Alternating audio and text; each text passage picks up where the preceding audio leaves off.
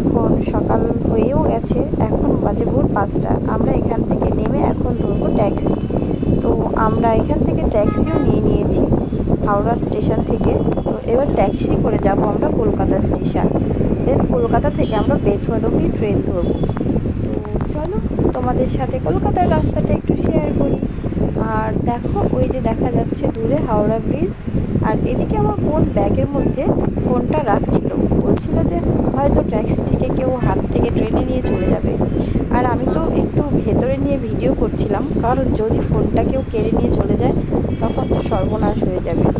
তো দেখো আমরা এখন হাওড়া ব্রিজের উপরে উঠেও গেছি। এখন আমরা হাওড়া ব্রিজ পার করছি। একটা সময় ছিল মানে বিয়ের আগে, যখন আমি ভাবতাম যে আমি কোনোদিনও হাওড়া ব্রিজ দেখিনি, কবে হাওড়া ব্রিজ দেখবো। কিন্তু এখন বরের সোর্সে মাঝে মধ্যেই হাওড়া ব্রিজে আসা হয়। তো ফাইনালি আমরা দেখো কলকাতা